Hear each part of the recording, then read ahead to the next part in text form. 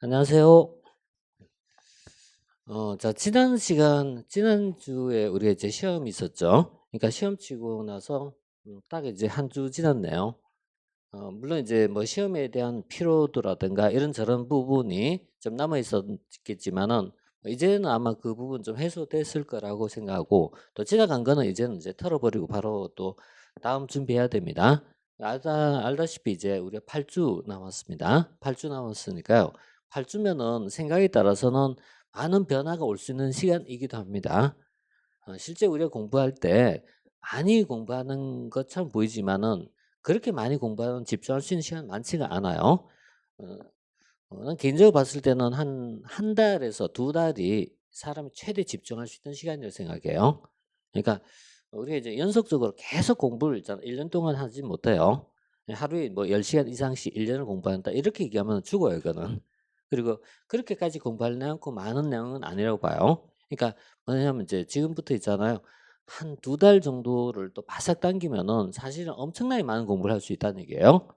회독수를 얘기할 때는 한 3 회독 정도 가능합니다. 그래서 지금부터 다시 이제 새로 출발하시는 겁니다.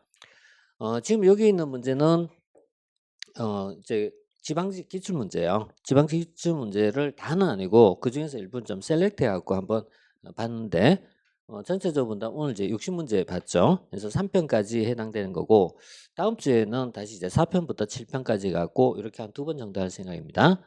근데 이 기출 문제가 만으로 해결되진 않아요. 무슨 얘기냐면은 시험마다 종류가 다르지만 어떤 시험들은 기출 문제만 풀어도 되는 문제가 있고 기출 문제 플러스 알파를 해서 풀어야 되는 시험도 있어요. 우리가 공무원 시험은 시행된 지 오래됐기 때문에 기출 문제만 갖고 되진 않지만은 이게 중요한 바운더리인 건 분명한 사실이에요. 그래서 그런 기출 문제를 여러분들이 어떤 시험이든 시험 치기 전에 반드시 분석을 해야 되거든요. 그 분석을 해야 되는데 이 이상적인 형태는 여기서 60 문제 중에서 58개 정도 맞는 게 이상적 상태라고 봐요. 그렇게 보는데 지금 평균적으로 이렇게 나온 통계 보니까 70 그러니까 45 문제가 지금 나왔거든요. 그러니까 60 문항 중에서 45 개가 나왔으면 평균 75점 정도가 형성됐거든요. 그래서 이제 개인적으로는 조금 좀 더 올라갔으면 하는 마음입니다.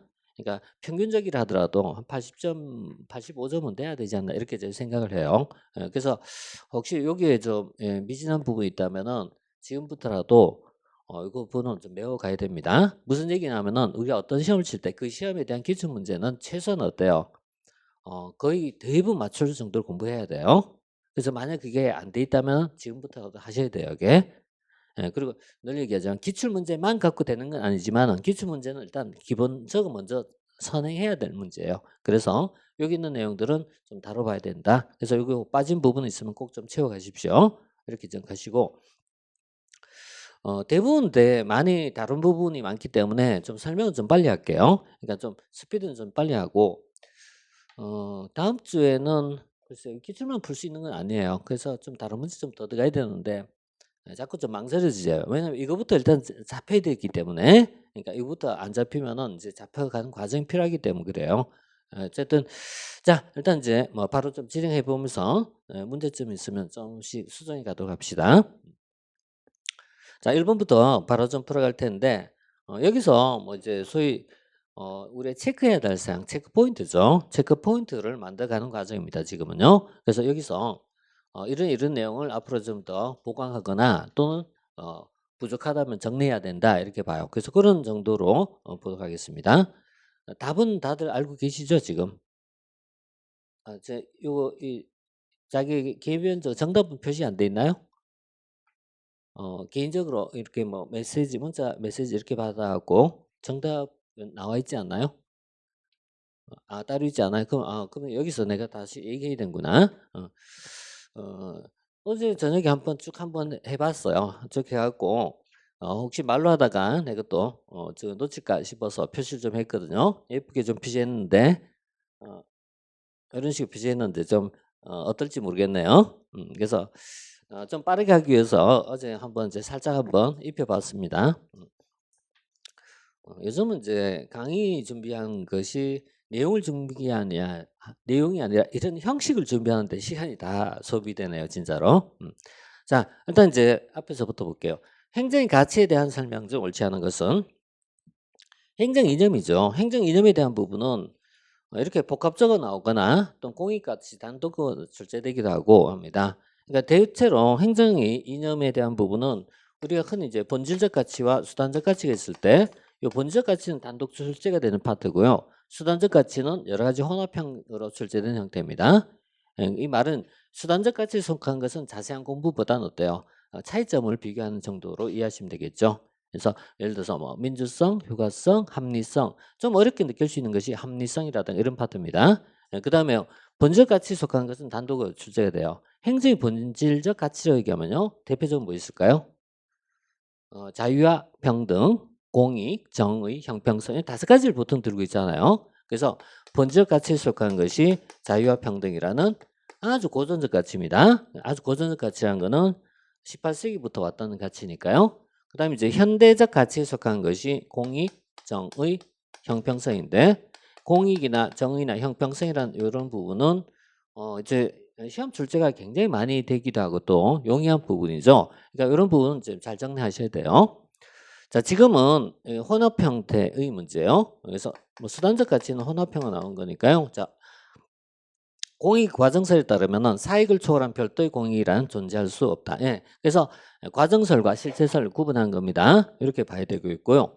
그다음에 롤스는 이 기본적으로 2가지가 충돌했을 때 제1의 원리가 우선한다 이렇게 이해하고 있고 제1의 원리도 제1의 원리, 제2의 원리 이렇게 설명하기도 하고 또는 이제 이 기본적 자유평등의 원리, 기본적 자유평등의 원리, 그다음 기회균등의 원리, 그리고 세 번째는요. 차등의 원리 이렇게 3가지로 보통 설명을 많이 하죠. 그래서 보통 이제 그래서 줄여서 어때요? 자기차 이렇게 얘기합니다. 자기차 이렇게 보는데 이런 거 암기사항이겠죠. 암기사항이니까요. 그래서 자유, 기회균등, 차등 그래서 1, 2, 3 이렇게 순서대로 적용한다라는 거. 자기차. 자, 그 다음에 여기까지 맞죠? 그 다음 세 번째 파레토 최적은요. 형평성 가치를 뒷받침해 준다. 파레토가 행정학에는 사실 많이 나오진 않아요. 의외로 많이 나오진 않아요. 왜냐하면 파레토가 직접 적용된 케이스는 공공선택 이론 말고 없거든요. 그러니까 파레토는 시장에 의한 자원 배분 효율성을 설명한 말이죠. 그러니까 이런 거는 있잖아요. 기본적으로 뭐냐면 여러분들 파레토 최적하면 어때요? 딱 먼저 이렇게 개념 정리가 돼야 돼요. 파레토 최적이란 시장에 의한 자원 배분의 효율성을 설명한 것이다. 이런 식이에요. 그럼 시장에 의한 자원 배분의 효율성을 설명한다. 그건 뭐죠? 줄이면 뭐가 돼요? 파레토의 추적이 줄이면 결과 어때요? 효율성이라는 단어지기죠? 그러니까 파레토의 추적의 본질은요. 효율성을 얘기한 거예요. 효율성을 얘기하는데 여기 보시다시피 형평성이 돼 있잖아요. 그러니까 이거는 이제 당연히 틀린 거죠. 왜냐면은 행정 이념에서 우리가 비교할 때 제일 대표가요. 민주화 능률성 이렇게 많이 비교를 해요. 이거는 상반된 개념이기 때문에 근데 보통 우리가 2가지를 많이 언급할 때는 형평성이라는 것과 효율성이라는 것을 많이 언급을 해요. 그러니까 이거는 일반적인 행정 이념에서 비교한 개념이고 실질적으로 본다면 주로 뭐가 많이 언급된다? 방금 얘기했다 어때요? 형평성하고 효율성이 많이 언급돼요. 왜 그럴까요? 왜 효율성이 언급할까요? 이거 이제 19세기, 20세기 이후에 현대 행정국가잖아요. 현대 행정국가를 복지를 지향하고 사회적 약자를 배려하고 형평성을 추구하는 것이 현대 행정국가잖아요.